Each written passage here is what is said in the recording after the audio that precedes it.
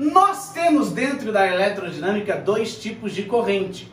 Nós temos a corrente, que a gente já falou de corrente, né? Foi a primeira coisa que a gente estava falando lá, foi de corrente.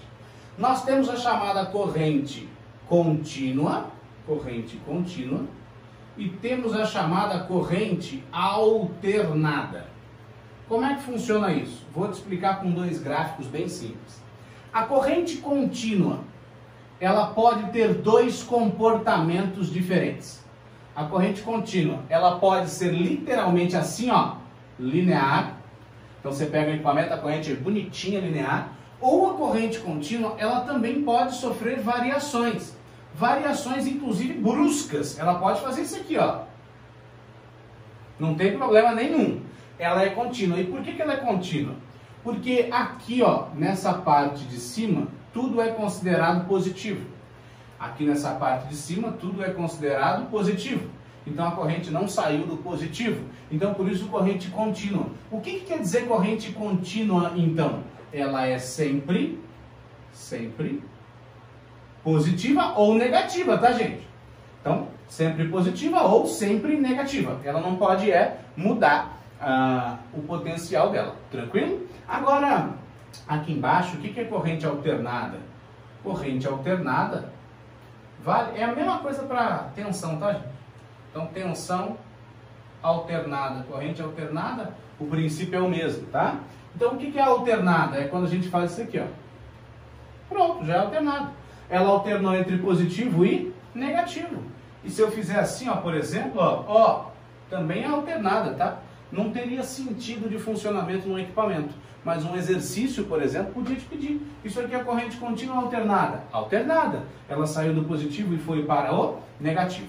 Dentro da nossa casa, nós temos equipamentos que funcionam com corrente contínua e equipamentos que funcionam com corrente alternada, dependendo do tipo de funcionamento dele. Qual que é a ideia? Geralmente equipamentos eletrônicos, então celular, televisão, computador, outros muitos equipamentos eletrônicos que você pode ter, caixinha de som, tudo que for eletrônico funciona com corrente contínua, tá? Então controle remoto, coisas com bateria, qualquer tipo de bateria, qualquer tipo de pilha, tudo isso é corrente contínua. E temos equipamentos que funcionam com corrente alternada. Corrente alternada, quem funciona com corrente alternada? Geralmente motor e resistor. Como assim, Gui? Motor, exemplo, máquina de lavar, ventilador, ar-condicionado, geladeira, tudo isso são motores dentro da nossa casa, beleza? Então esses motores funcionam com corrente alternada, porque há um esquema lá eletromagnético para que ele gire, beleza? E os resistores também. Então o resistor do ferro de passar roupa, o resistor do chuveiro, o resistor do ebulidor de água, tudo isso também funciona com corrente alternada. Beleza? Aí, Gui, o micro-ondas. Então, o micro-ondas, na verdade, é um circuito eletrônico bem complexo. A gente tem uma parte elétrica que funciona com corrente alternada, até porque a gente tem os motores, motor que movimenta mesmo, né, o prato lá dentro, e a gente tem um transformador lá que é chamado de magnetron. Esse magnetron é um transformador elétrico gigantesco e perigoso, porque ele pode ser radioativo, que ele é o responsável, através da energia elétrica, por produzir a micro-onda.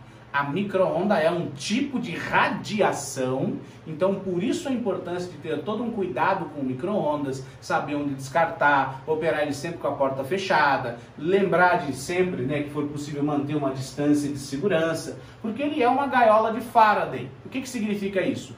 Ele é um equipamento preparado para trabalhar com esse tipo de radiação sem prejudicar a sua saúde, percebe? De maneira ofensiva, tá? Então ele é basicamente inofensivo.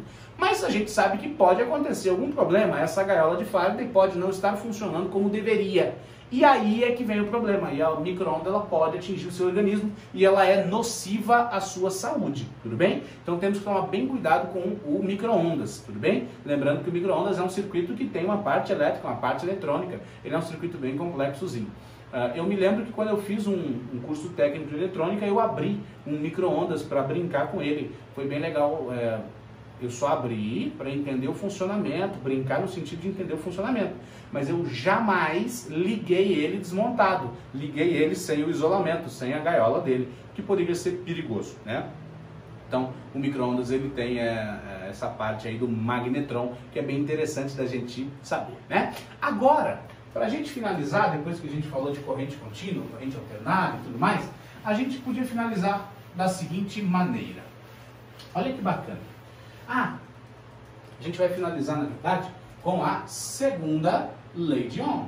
A gente falou da primeira lei de Ohm, que era a resistência, que é a tensão sobre corrente. A segunda lei de Ohm é o seguinte: a resistência ela vai ser ρ vezes L sobre A. E o que é isso? Resistência, R de resistência, continua sendo medida em qual unidade, que você já sabe? A unidade é Ohm.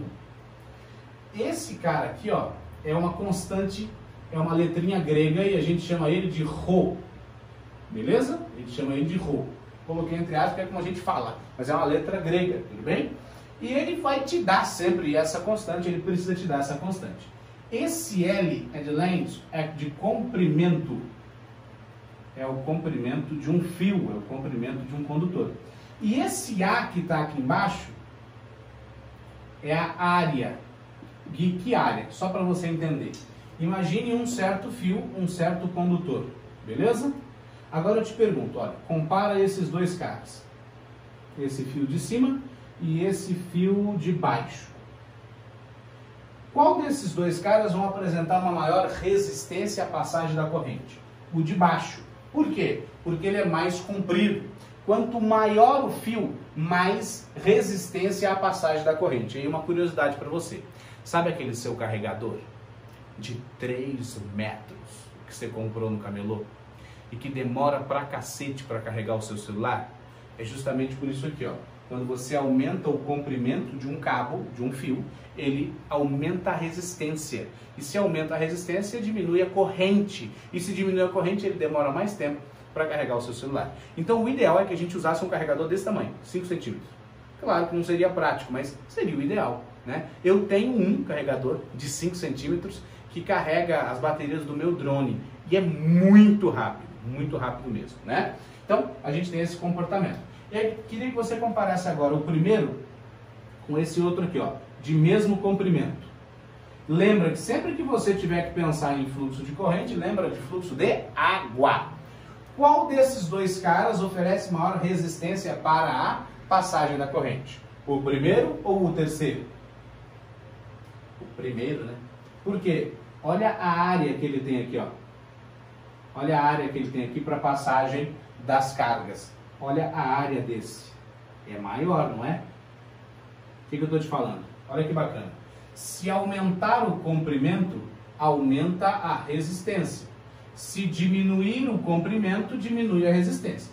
Mas, se a gente aumenta a área, a resistência cai. Se a gente diminui a área, a resistência sobe. Então, essa análise a gente precisa ter. Deu para você entender a nossa viagem pelo mundo da eletrodinâmica? O movimento dos elétrons?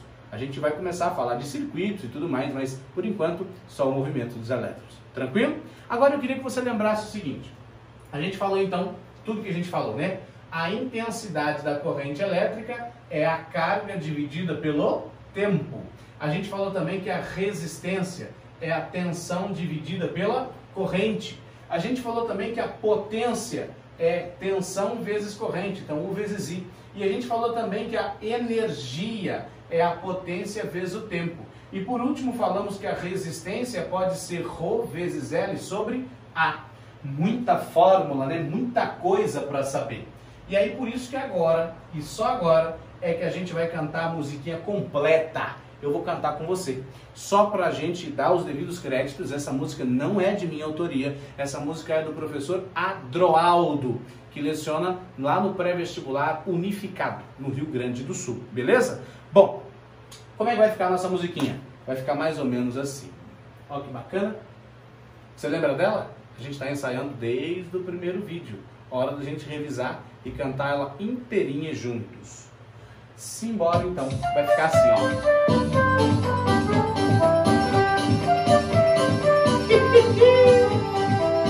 Vamos junto? Canta aí! Quando eu vi as cargas andando dentro de um condutor, logo lembrei que a corrente elétrica, ela é a carga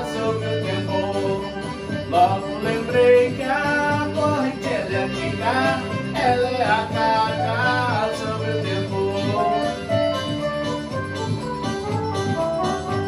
Vamos lá, dificuldade, a resistência, que é tensão sobre a corrente, e a potência que é o vizinho, a energia persistente, e a potência que é o vizinho, a energia persistente. Não esqueça a resistência, roubei gel e sobre a.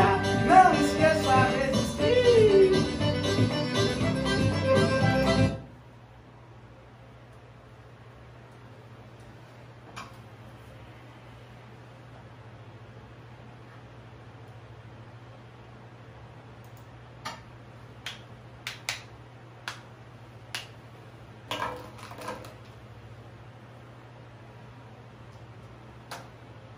Agora sim, tá na hora da gente cantar a musiquinha completa. Olha, só para dar os devidos créditos, claro, essa música não é de minha autoria, é do professor Adroaldo, lá do Cursinho Unificado no Rio Grande do Sul, beleza? Então, tô cantando aqui, mas a música é de autoria dele, combinado? Bom, vamos cantar junto? Estamos cantando isso desde o primeiro vídeo, agora você já sabe tudo, você vai cantar comigo, bem animado, bem gostoso, vamos junto comigo, vamos lá.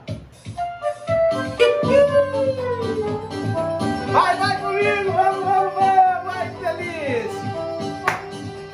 Ai, quando eu vi as gargantas dentro de um condutor, logo lembrei que a corrente elétrica, ela é a carga sobre o tempo. Logo lembrei que a corrente elétrica, ela é a carga sobre o tempo. Dificuldade, a resistência, que é tensão sobre a corrente, e a potência que é o vizinho, a energia persistente, e a potência que é o vizinho, a energia persistente. Não esqueça a resistência, roubei zero sobre a.